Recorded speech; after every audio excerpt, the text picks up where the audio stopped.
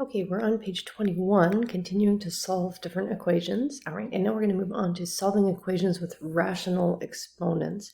And rational exponents, okay, you know what exponents are. Remember, rational ones are fractions and decimals. And so if you look down here, we have some equations that have x to the 2/3, x to the 3/4, that sort of thing.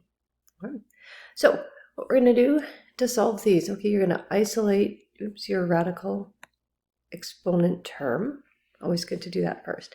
Then we're going to use a reciprocal power. We're going to raise to a reciprocal power because what we really want to do is turn that exponent, that bothersome 2/3, 3/4, whatever, into a power of 1 because, of course, x to the first power is just x, which is what we're solving for. Okay.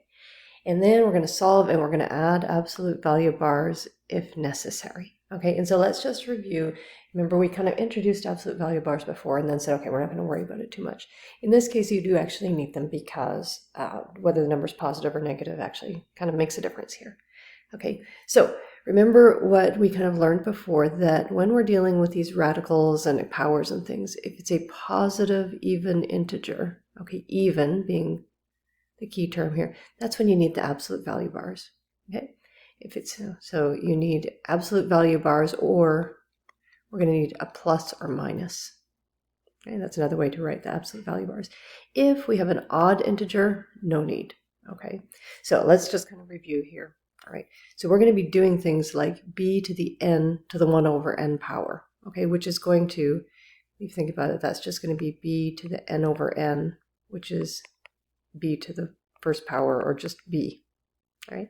But if that n, if that power right there is an even integer, then we need to say we need the absolute value of x. Okay, so for example, if we have x squared to the 1/2 power, we have to use the absolute value, or the better way to write it is we're going to write plus or minus x. That's how your answers are really going to look. You need the positive and the negative. Right? If it's an odd integer like x to the 3rd to the 1/3, that's just x. We don't need the plus or minus. Okay. So just remember that if you have an even power, we need the plus or minus. If we have an odd power, you don't. Okay. So let's have a look at this. All right. In the first two, the rational exponent power is already isolated. And so what we're going to do here is we're going to take x to the 2/3, and we're going to say, okay, what could we do to change that power, that 2/3, into a 1? Well, the easiest way to do it is to multiply. See here.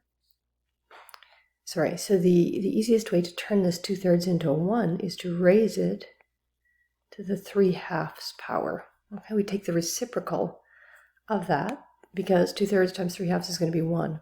And of course, if we do it on the one side, we're going to do it on the other side. So we're going to also raise this to the 3/2 power. So what happens then? Okay, x to the 2/3 to the 3/2, you multiply those, you get just plain old x.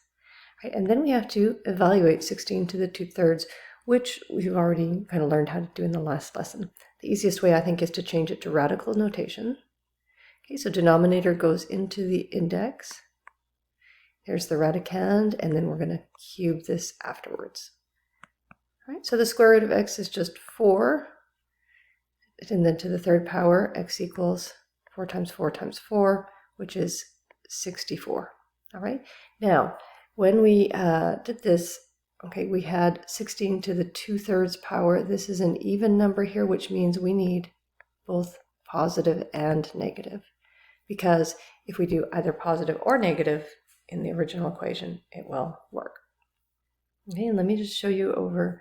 Sorry, I'm going to do it, I guess, under here and then and then erase, or I can put it over here. Let's see, x. So our original equation was x to the 2/3 equals 16, and we're saying that the answer is both positive and negative 64. Okay, so let's actually try it. So if we do 64 to the 2/3 power, okay, what this means, if we kind of write this way, okay, and if we do it with negative 64 to the 2/3 power, okay, what that means is the cube root of negative 64, and then we're going to square it. Okay, well, hopefully you can see that regardless of what this inside is, in this case it's positive 4 squared, In this case, it's negative 4 squared, but either of those lead you to the answer of 16. Okay, they're both 16. Right, that's why we need both the positive and the negative there. All right, so let's try B. Okay, so we're going to fix this x to the 3/4 by raising it to its reciprocal power, to the 4/3 power. Okay, and then we're going to do the same thing over here, to the 4/3 power. Okay, this just turns into x, right? And if we rewrite this in radical notation, or you may be getting to where you don't even need to do that, you can evaluate these without that, that's fine. Okay, so what we have here is the cube root of 8 is 2, and 2 to the 4th power is 16. Okay, now in this case, this here was odd, so we don't need the plus or minus. Only 16 will work, and in fact, if we try negative 16, it will not work.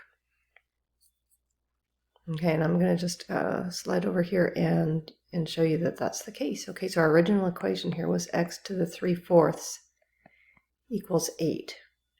Okay, so if we put in 16 to the 3/4, okay, that's going to be the 4th root of 16 cubed. Okay, which is going to be 2 cubed, which is 8. If we use negative 16, okay, we're going to have the 4th root of negative 16. Well, actually, that isn't even possible to do a 4th root of negative 16 because there's no number times itself 4 times. It's going to give you a negative number. Again, we're not dealing with complex numbers here anyways. All right, so only 16 works. Okay, on these ones, you just have some isolating to do first. All right, so we're going to have 2x to the 4/5. We're going to move that 47 over and get 162. And then we're going to divide, both sides by 2. And get x to the 4/5 equals 81. Okay, so from here we're going to raise that 4/5 to the 5/4 power. And get x equals, and I'm going to go ahead and put this in radical form, 81 to the 5th power. Okay, you should be noticing right away here, okay, that we're going to need absolute value bars or plus and minus here because we've got an even index there. Oh my goodness, sorry. All right, so here we have x equals, well, the 4th root of 81 is 3. Okay, 3 to the 5th power is 3 times 3 times 3 times 3 times 3, which is 81 times 3, which is 243, and we're going to need the plus or minus. And then the last one here, right? We're going to isolate, so 5x to the 3/4 equals 40, x to the 3/4 equals 8. Okay, which I think is the one we just did right above there. So that's kind of nice.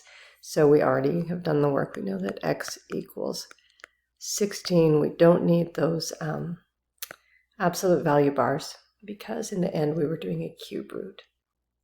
Right, so that is a quick tour through solving rational exponents.